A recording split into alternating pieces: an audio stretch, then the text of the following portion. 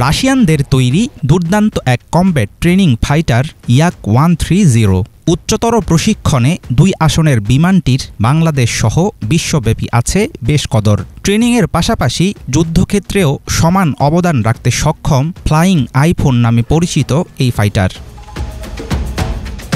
হালকা ওজনের Yak-130 advance মডেলের একটি ফাইটার। স্বল্পমাত্রার আক্রমণে এর সাফল্য পরীক্ষিত। কয়েক হাজার পাউন্ড গোলাবারুদ বহন করার ক্ষমতা বিমানটিকে দিয়েছে লাইট গ্রাউন্ড অ্যাটাক বিমানের মর্যাদা। আকাশ থেকে আকাশে নিক্ষেপণযোগ্য guided missile, TV guided bomb, S-25 rocket সহ ফাইটারটির সাহায্যে ব্যবহার করা যায় আরও অনেক কম্বিনেশনের সমরাস্ত্র। Yak-130 পরিচালনার জন্য রয়েছে কম্পিউটার নিয়ন্ত্রিত উড্ডয়ন ব্যবস্থা ফ্লাই বাই ওয়ার সিস্টেম। পাইলটের সহযোগী হয়ে কাজ করে এই সিস্টেম, কমিয়ে দেয় বৈমানিকের অনেক কাজ। আইফোনের মতো নানা কাজের কাজই ফাইটারের আধুনিক পরিচালনা প্রযুক্তি। বিমানটিতে রয়েছে head up display, helmet mounted citing system, সঠিক নেভিগেশন এবং নির্ভুল লক্ষ্য নির্ধারণের জন্য আছে ডাবল জিপিএস ও গ্লোনাস প্রযুক্তি। ফাইটারটি 1700 থেকে 2600 কেজি পর্যন্ত ফুয়েল বহনে সক্ষম। ঘণ্টায় 209 কিলোমিটার গতিতে টেক অফ করতে পারে Yak-130।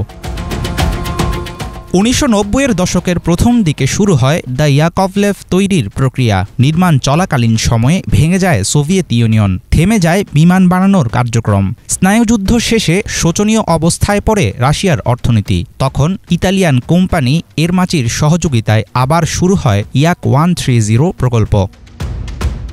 প্রথম প্রোটোটাইপ বা কার্যকরী মডেল Yak-130D তৈরি হয় রাশিয়ার নিজনি নভগোরোদে। 1995 সালে জনসাধারণের জন্য প্রথম উন্মুক্ত করা হয় এই ফাইটার বিমান।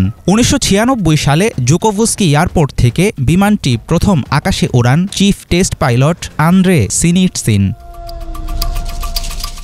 2000 সালে রুশ কর্তৃপক্ষ ও ইতালিয়ান কোম্পানি এরমাচির মধ্যে পার্টনারশিপ শেষ হয়। Yak-130 এর ব্লুপ্রিন্ট ব্যবহার করে M346 নামের আরেকটি বিমান তৈরি করে ইতালি। টেকনিক্যাল নথিপত্রের জন্য $77 মিলিয়ন পায় ইয়াকভলেভ। 2010 সালে রাশিয়ার বিমান বাহিনীতে সংযুক্ত হয় 2 ইঞ্জিনের এই প্রশিক্ষণ বিমান।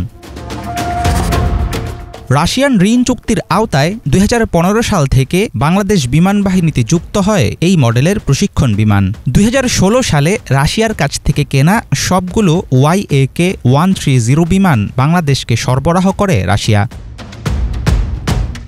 বিমান উড্ডয়ন খরচ আর ব্যবহারের উপযোগিতার বিচারে অনেক এগিয়ে আছে Yak-130।